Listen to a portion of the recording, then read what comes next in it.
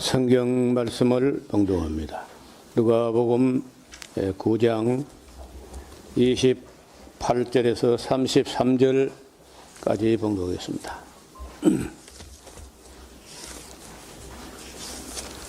이 말씀을 하신 후 8일쯤 되어 예수께서 베드로와 요한과 야고보를 데리시고 기도하러 산에 올라가사 기도하실 때 용모가 변화되고 그 옷이 휘어져 광채가 나더라. 문득 두 사람이 예수와 함께 말하니 이는 모세와 엘리야라.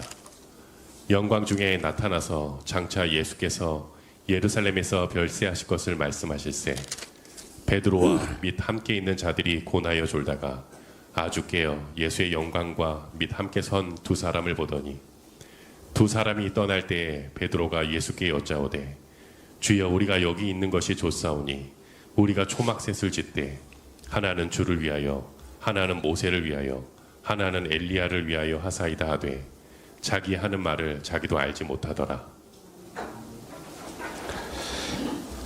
네, 찬양대 준비한 찬양 올려드립니다.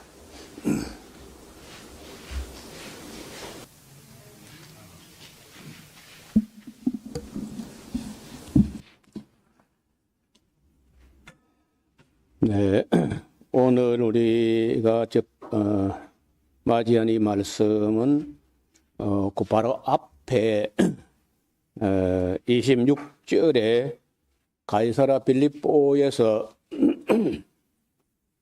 베드로의 신앙 고백이 있은 후에 너무 짧은 내용이죠. 주는 그리스도시요 살아계신 하나님의 아들입니다. 그까지 뭐 틀린 건 아닌데 많이 미흡하고 부족한 고백인 거예요. 또 뭐 그때로서는 누구라도 예수님을 뭐 그 이상 더 알기는 어렵죠. 이제 나중에 우리가 요한복음을 읽을 때 살펴보겠습니다만은 그 도마라는 제자는 그걸 넘어서 예수님이 나의 주, 나의 하나님이시다 하는 데까지 이르게 됩니다. 뭐 대단한 신앙 고백인데 그래도 어떤 누구도 예수님을 바르게 알았다고 하기가 굉장히 어려운 문제예요. 지난 시간에 우리가 칼케돈 공의의 결정에 대해서 언급을 했는데 사람들이 지금도 예수님이 누구신가 하는 제목으로 지난 주일에 설교를 했고 그 동영상에 올라갔는데 그 어느 제목보다 사람들이 관심이 많았는지 다 그 한동안 동안에 한 주간 뭐 채 안 될 때 보통은 500명 정도가 우리 계정 그 대하설교 계정에 와서 한 500명 정도가 보고 또 뭐 하나님의 신병 알자 그쪽에 한 500명 뭐 해가 한 1000명 보거든. 1000명. 그런데 그 예수님 누구신가 하는 그 너무 진부하고 너무 뭐 평범한 그런 제목 같은데 한 번에 1200명이 본 거예요. 대하설교 계정에서만. 그러니까 우리 또 생경계 하는 그 계정까지 다 하면은 700 그러니까 네이버까지 하면요 2000명이 본 걸로 집계가 나와요. 그러니까 교회 다니고 해도 여전히 예수님이 누구신가 하는 것은 굉장한 관심사예요. 죄송합니다. 그래서 예수님이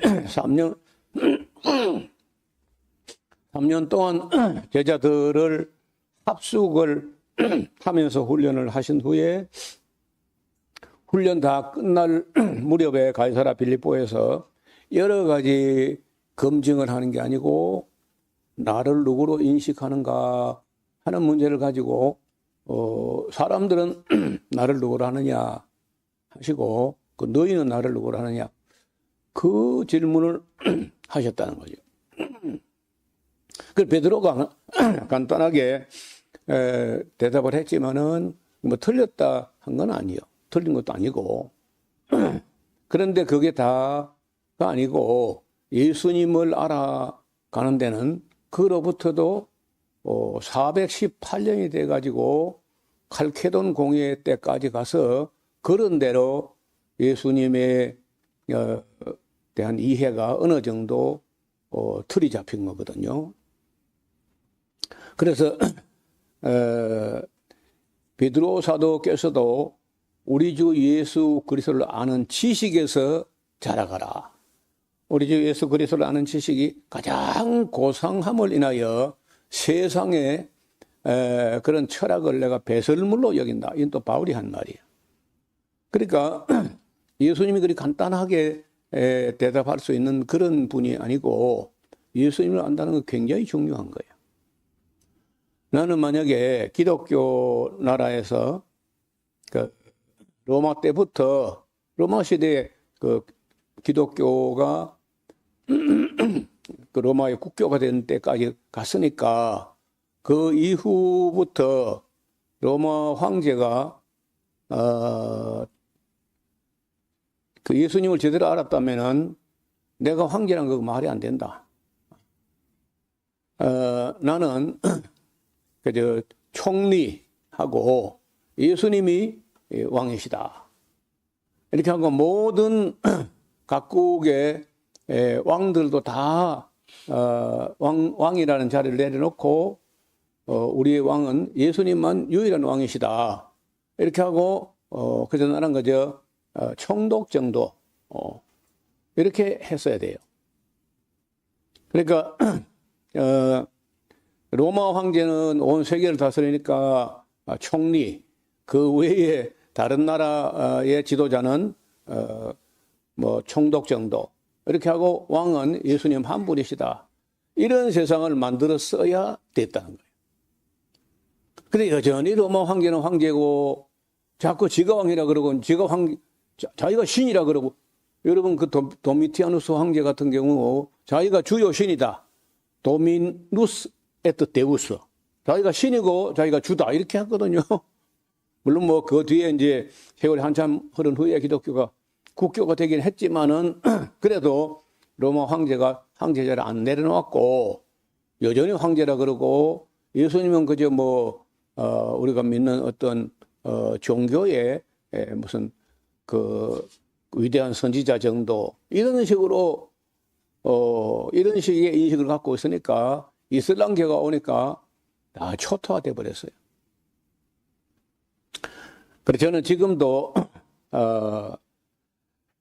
그 이루어지지 않았지만은 만왕의 왕이든지 아니면 참된 왕은 예수님만 왕이시고 그리고 모든 나라의 대표자는 총독 정도 이렇게 해야 되는데 트럼프가 지금 자기가 왕이 되겠다고 덤비나 또.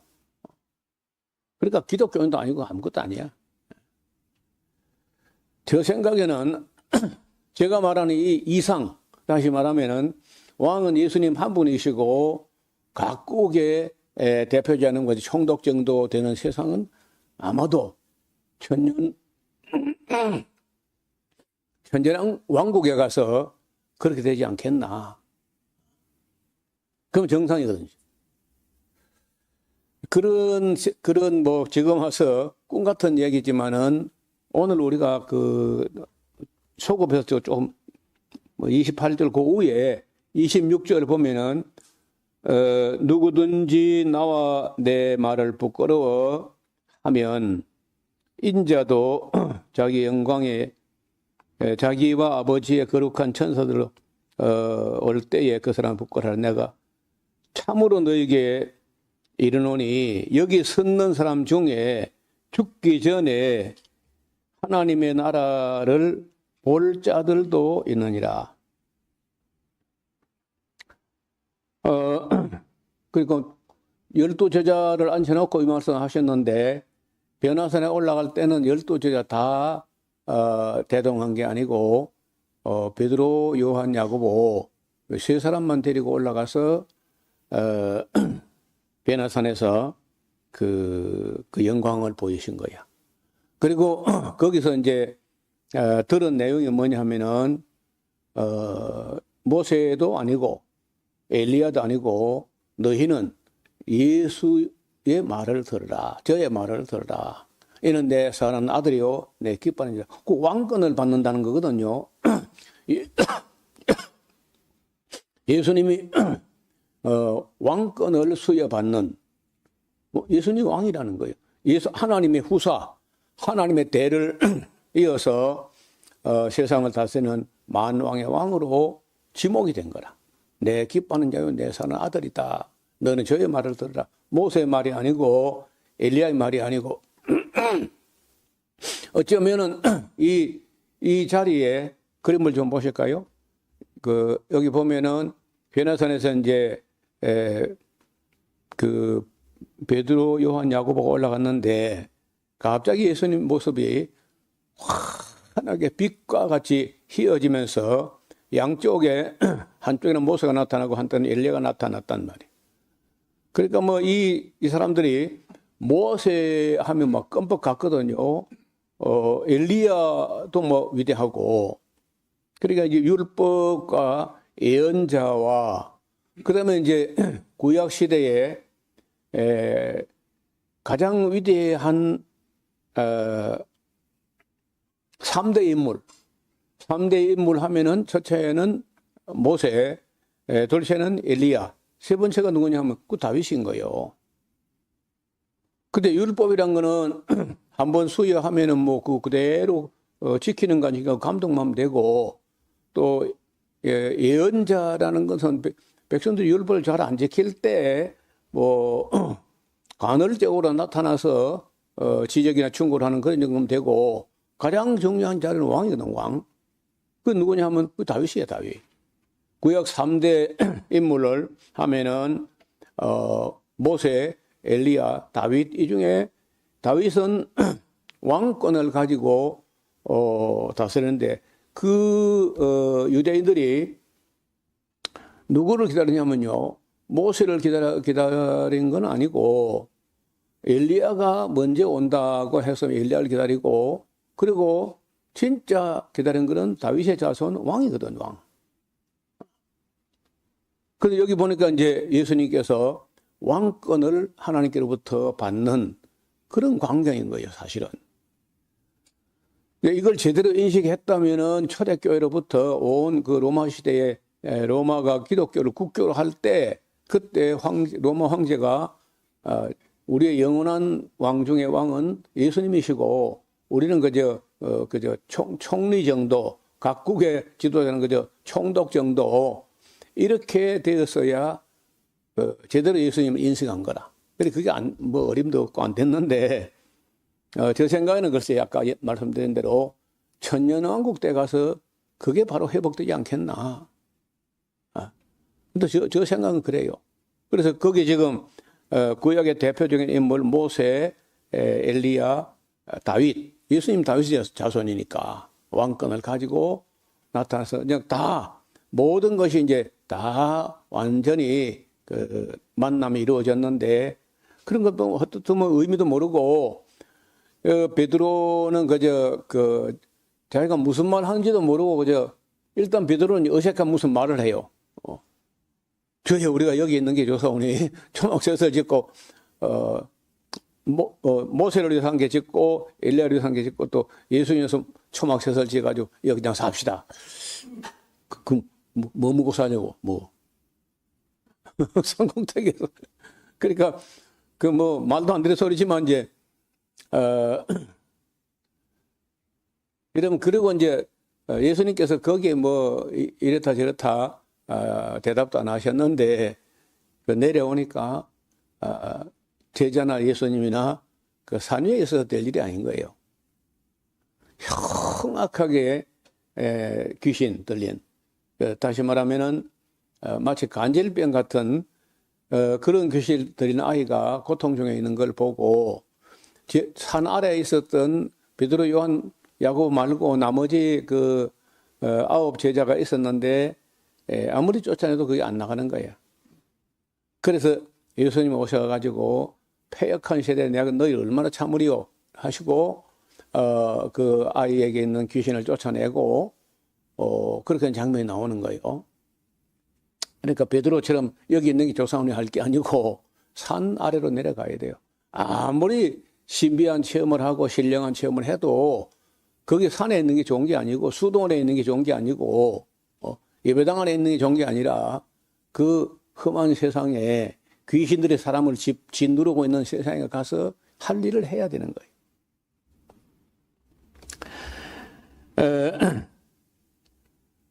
28절에 이 말씀을 하신 후 8일쯤 되어서 예수께서 베드로와 요한과 야고보를 데리시고 기도하시러 산에 올라가셨는데 기도하실 때 용모가 변화되고 그 옷이 휘어져 광채가 나더라. 문득 두 사람이 예수와 함께 말을 하는데 보니까 모세하고 엘리야가 함께 보이는 거예요. 그러니까 모세와 엘리과 다윗의 자손 예수님이 함께 보이는 거예요. 영광 중에 나타나서 장차 예수께서 예루살렘에서 별시하실 것을 말씀하셨어요. 이게 왜 중요하냐? 미리 이런 이야기를 안 해놓으면요, 나중에 예수님께서 예루살렘에 가서 희생될 때 마치 불의의 뜻하지 않은 어떤 사고를 당한 것처럼 그렇게 되면 곤란하잖아요. 그래서 미리 예수님도 순환에 대한 예고를 하셨고 또 베나산에서도 모세하고 엘리야가 그 예수님께서 지금 이제 산 아래 내려가면은 예수님께서 왕권을 하나님께로부터 받았지만은 왕의 보좌가 준비되어 있는 게 아니라 십자가에서 별시하게 될 것을 미리 여기서 이야기하는 거예요. 그렇게 이야기해놔야 그 일이 이루어질 때 예수님께서 뜻하지 않은 사고를 당한 게 아니고 예정하시고 말씀하셨던 것이 그대로 이루어졌다. 이렇게 인식이 돼야 되거든요. 그렇지 않아도 일이 했는데도 불구하고 나중에 예수님께서 십자가에 달려 돌아가시고 나니까 막 제자들이 흩어져 버리고 그랬잖아요. 그러니까 한마디 한마디 한 장면 한 장면이 예사로운 장면들이 아니고 꼭 필요한 그 하나도 그 소홀히 할 수 있는 게 아니고 한마디 한마디 다 챙겨 놔야 돼.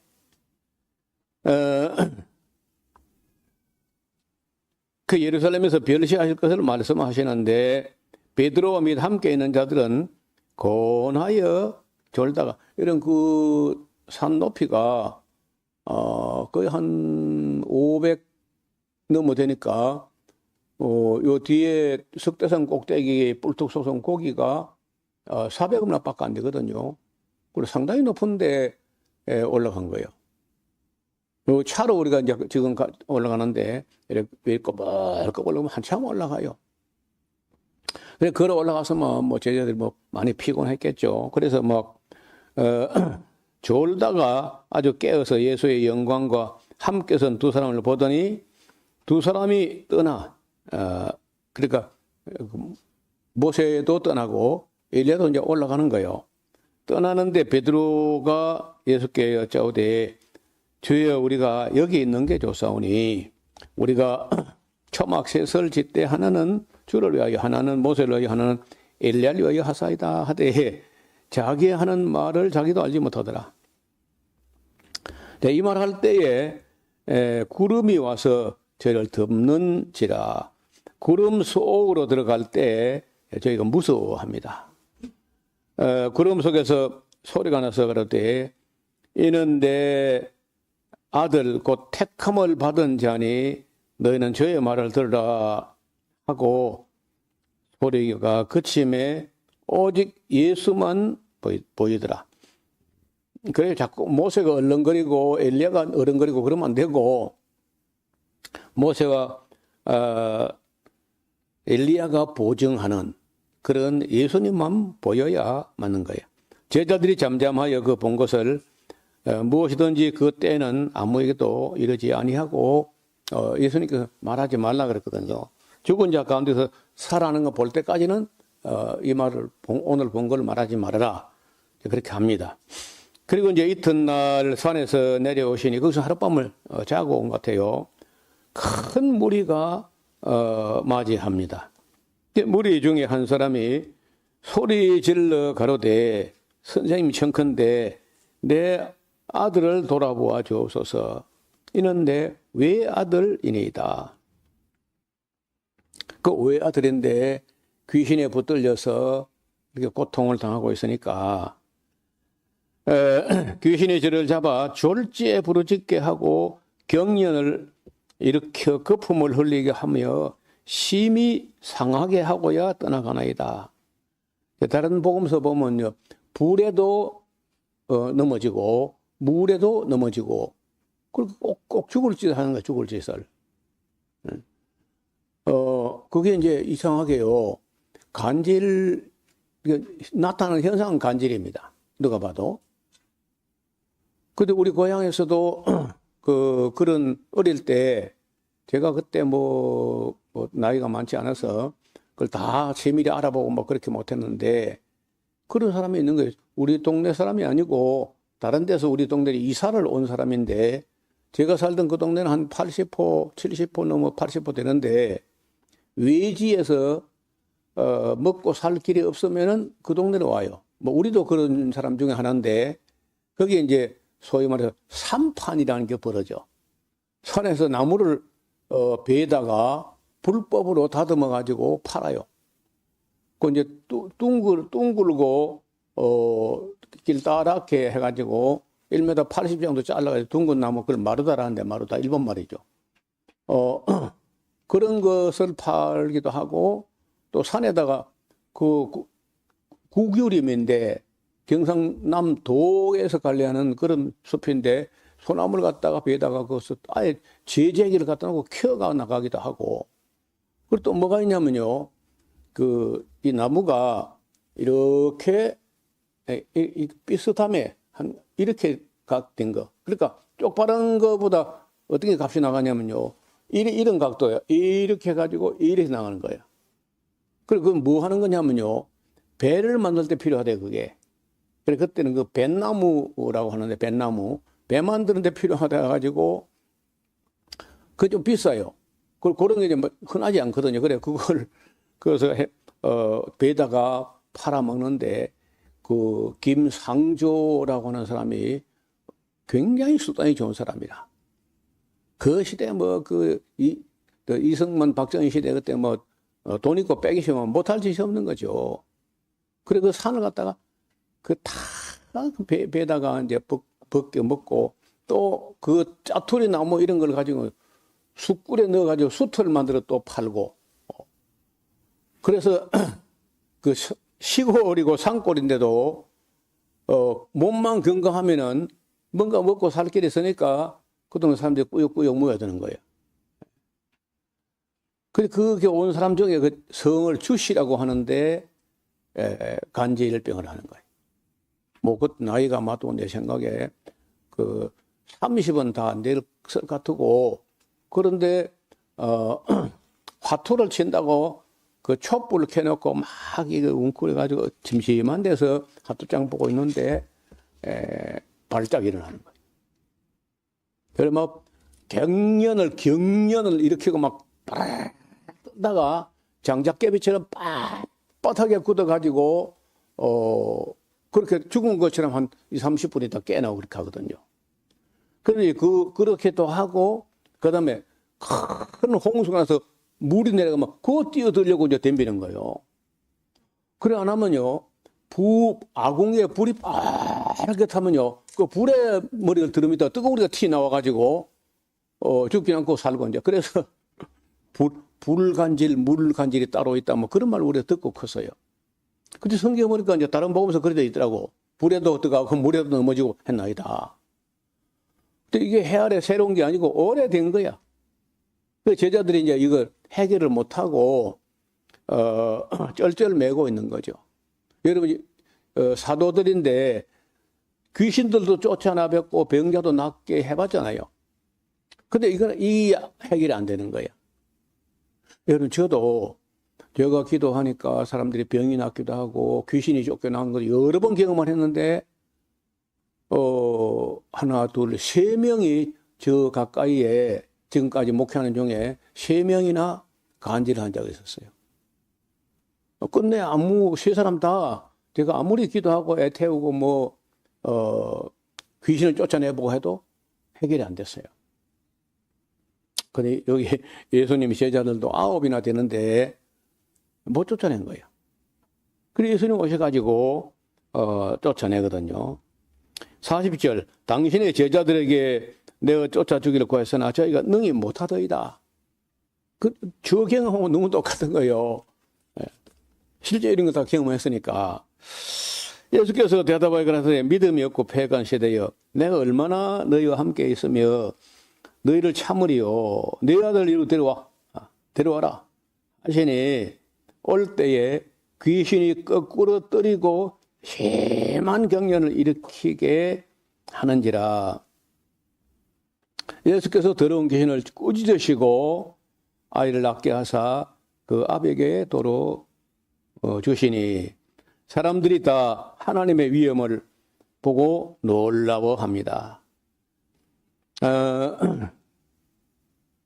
그래서 아까 얘기했는데 베드로 생각대로 여기 있는 게 좋은 게 아니라 산 아래는 얼마나 고통하는 사람이 있는 거예요. 그래서 저는 수도원 운동 이런 거 별로 안 좋아합니다. 수도원이나 기도원이나 그거 좋은 게 아니야. 한때 우리나라에서 수도원, 지금도 한국에 가톨릭이 아니고 개신교에서 꽤 여러 이런저런 수도원 같은 걸 만들었어요. 예수님께서 너희는 수도원의 소금이라 한 게 아니야. 세상의 소금이다. 그 수도원에 돌을 닦고 앉아서 할 게 아니라 산 아래로 내려가야 돼요. 그 예수님 뜻이라. 사람 사는 세상에 가서 그 모든 문제를 해결하고 그렇게 해야지. 수도원에 지금도 그리스에 가면요. 전신만실의 수도원이야. 풍경 좋고 경치 좋고 한데는요. 가는 곳마다 수도원이 있습니다. 거기서 밥 먹고 놀아 보니까 밥 먹고 놀고 포도주나 만들고 그래. 기도하고.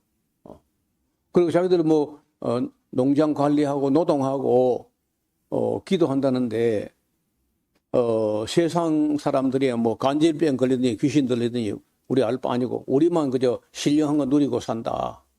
그 예수님 뜻일까요?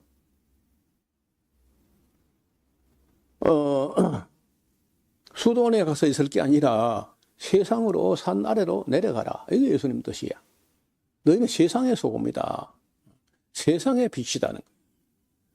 등불을 켜가지고 수도원에 가다 놓는 게 아니고 마을 아래 덮어두는 게 아니고 평상 아래 두는 게 아니고 밝히 드러나 보이게 등경 위에 둔다. 산 위에 있는 동네가 숨겨지지 못하는 것처럼 교회는 다 드러나 있어야지. 수도원의 은둔자처럼 그런 거 하나는 기뻐하는 거 아니야.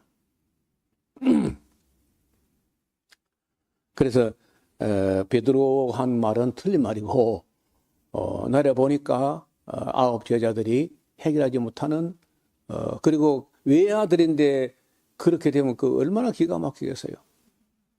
그리고 이 사건 얼마 전에는 또 해당장 야이로의 딸이 또 외동딸이잖아. 또 그것도 외동딸이고 요도 또 이제 외아들이기도 하고 수로 보내게 여인에게 내 딸이 흉악히 귀신된 나이다. 그것도 다른 가족 이야기가 없는 거 볼 때 하나밖에 없는 아이가 그렇게 되면 얼마나 부모 마음이 절박하겠어요.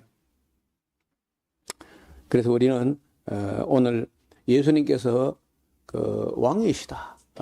왕도 보통 왕이 아니고 만왕의 왕이시고 만주의 주가 되신다. 그런데 그걸 기독교 나라에서도 예수님을 왕으로 모시지 않고 그냥 그리스도시다 하고 그걸로 끝나버리고 근데 예수님께서 우리 죄를 위해서 죽으셨다 그 복음만 듣고 믿으면 끝나는 걸로 그렇게 하고 여전히 자기들이 왕 노릇하고 권세를 부리고 그렇게 한 거야. 언젠가 천년왕국 때는 아마도 예수님께서 왕이시고 우리는 아마 그때는 천사들과 같이 신령한 몸을 가지고 예수님과 함께 다스리게 되고 그리고 세상에는 이제는 내가 왕이다 하는 사람이 있으면 안 되고, 사실은 다 뭐 이름이야 뭐 왕이라 하든 대통령이라 하든지 간에 예수님을 만왕의 왕으로 모시고 지구 전체가 한 왕 밑에서 통치되는 그런 날이 그래도 없어진 건 아니고, 2000년 전에 그때는 안 됐지만은 천년왕국 때는 이루어질 것이다. 그렇게 믿습니다. 43절 이하에 예수님께서 또 한 번 순환에 대한 말씀을 미리 하시는데, 이걸 3번, 4번 제3, 제4 이렇게 이야기하는 것은 그 일이 벌어졌을 때 뜻하지 않은 사고를 당한 게 아니라 예수님께서 예정하시고 작정된 그 길을 걸어간 것이다 하는 것을 제자들이 인식하도록 하려고 미리 이르기 전에 미리 이렇게 말씀하신다는 거예요. 43절 이하를 읽어오시면은 다음 시간에 같이 나누도록 하겠습니다.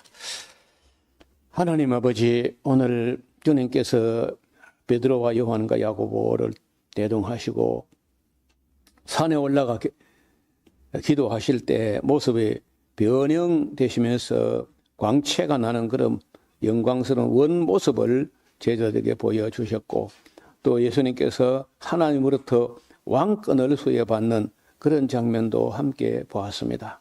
베드로는 그저 자기가 무슨 말 하는지도 모르고 거기 그저 있는 게 좋겠다고 했으나, 예수님께서는 산 아래에 고통받는 사람들을 위해서 내려오셨고, 더 나아가서 우리를 죄에서 건져주시려고 십자가를 향하여 갈 결심을 굳히시고, 이제 이 길로 예루살렘으로 그리고 골고다로 걸어가신 줄로 압니다. 하나님 아버지, 우리도 예배당 안에 머무르거나 산 아래 수도원에 머무는 기독교가 아니라 고통받는 사람들 곁으로 다가가는 우리 모두가 되게 하여 주옵소서. 예수님의 이름으로 기도하옵나이다. 아멘.